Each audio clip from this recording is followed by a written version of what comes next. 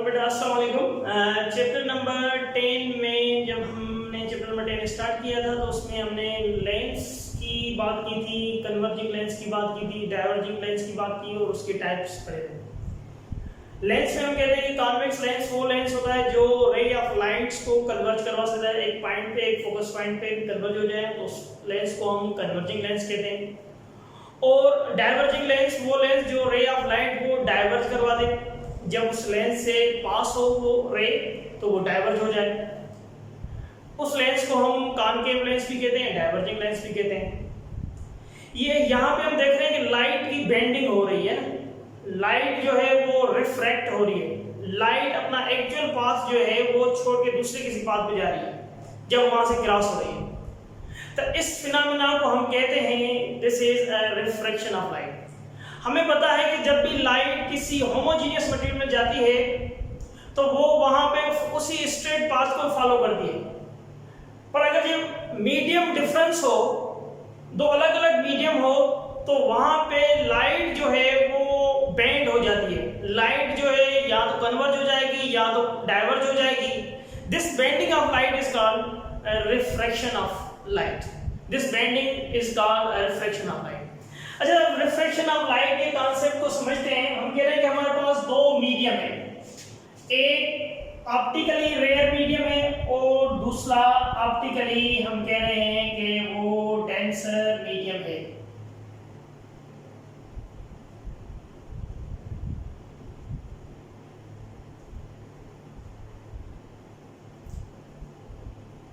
और ये normal line perpendicular to the separation, this is called a normal line. इसे हम कहते हैं ये नॉर्मल लाइन। अब ये जो मीडियम है इसको हम कह रहे हैं ये एयर है, और ये जो मीडियम है इसको हम कह रहे हैं कि ये हमारा कोई भी गिलास है। It means a denser medium. Air it means this is a rare medium, ये रेयर मीडियम है, और ये जो गिलास है ये हमारा denser medium, this is a denser medium. Okay, अब हम क्या करवा रहे हैं, यहां से लाइट को इंसिडेंट करवा रहे हैं इस पॉइंट पे। This ray is known as incident ray, this is incident ray, and this angle is a incident angle, this is a incident angle. और जब ये रे इस मीडियम से पास होगी, ट्रांसमिट होगी, तो ये अपना एक्चुअल पाथ, जो इसका एक्चुअल पाथ है वो बेसिकली ये पाथ है, इस पाथ से जाना चाहिए। पर ये रे जो है वो यहाँ पे रिफ्रैक्ट हो जाएगी, रिफ्रैक्ट होके इस पॉइंट पे। This is a refractive angle and this ray is known as a refracted ray. This ray is called a refracted ray. Okay, अब जब लाइट एयर से डेंसर मीडियम में ट्रांसमिट हुई तो यहाँ पे हम देख रहे हैं it will bend towards a normal line. It bend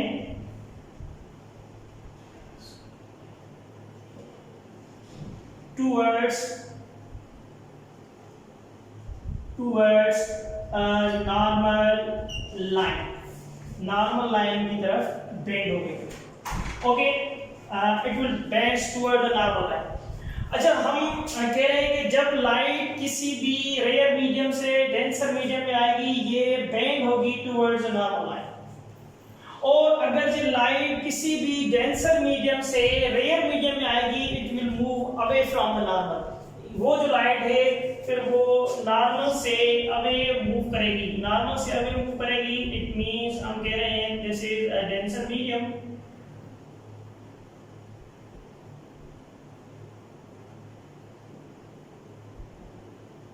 denser medium. Denser medium हम किसे कहते हैं, the medium in which the speed of light is less.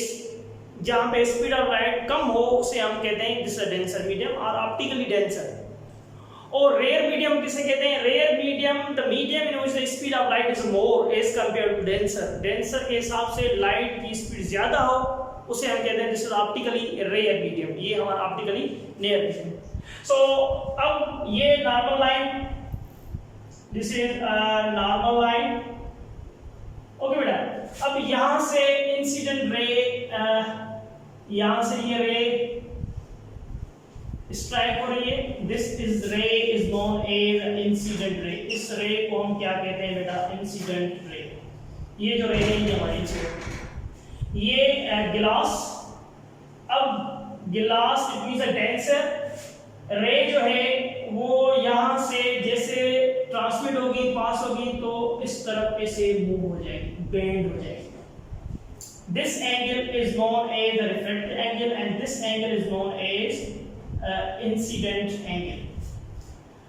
अब इसमें देखें, जब लाइट एयर से, रेयर मीडियम से ग्लास में आई तो यहाँ पे it bends towards the normal, पर जब लाइट डेंसर से अगेन एयर में आ रही है पास होके, तो it bends away from normal, and this angle is a refractive angle and this ray is a refracted ray, this is a refracted।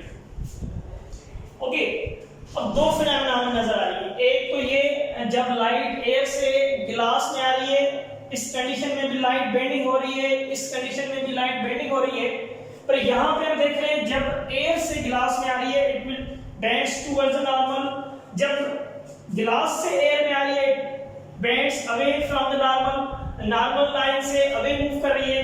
दोनों कंडीशंस में हम देख रहे हैं लाइट की बेंडिंग हो रही है।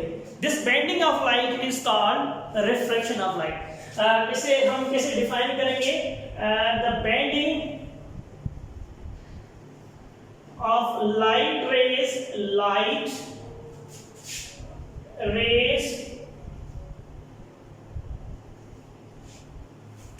passes from one medium to another medium is called refraction of light. इसे हम कहते हैं रिफ्रैक्शन ऑफ लाइट। और रिफ्रैक्शन क्यों होती है, उसका रीजन क्या है? रिफ्रैक्शन ऑफ लाइट क्यों होती है? Refraction of light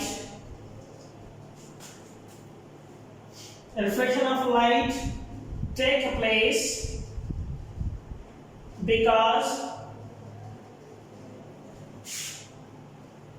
speed of a light is different for different medium। Speed of light जो है वो डिफरेंट होती है डिफरेंट मीडियम की वजह से, हम कहते हैं कि रिफ्रैक्शन ऑफ लाइट ऐसे होती है। हमने यहाँ पे दो मीडियम यूज किए थे, एक था हमारा डेंसर मीडियम और दूसरा था rare medium.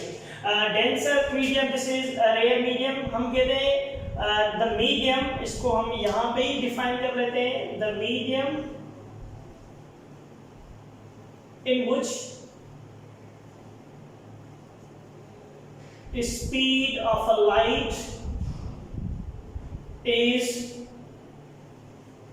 more is called rare medium। This is optically rare medium, optically rare medium। Okay beta, the medium in which the speed of light is more is called optically rare medium। The second one is denser medium। This is while, इसको हम ऐसे ही define कर देते हैं, the medium in which speed of light is less is called denser medium। ये है denser medium, this is denser medium, okay, rare medium और denser medium. अच्छा, हम कह रहे हैं कि जब इंसिडेंट ऑफ रे जो है वो परपेंडिकुलर हो इंसिडेंट ऑफ रेज, तो हम देखेंगे यहाँ पे, लेट्स सपोज ये कॉन्सेप्ट क्लियर हो जाए, अगर के इंसिडेंट रे जो है वो यहाँ पे परपेंडिकुलर है, this is denser medium, okay, and this is normal line, और इंसिडेंट रे भी इसी डायरेक्शन से यहाँ पे इंसिडेंट हो रही है इस मीडियम पे। अगर ये इसी डायरेक्शन पे इंसिडेंट होगी तो हम कहेंगे यहाँ पे नो रिफ्रैक्शन ऑफ अ रे नॉर्मली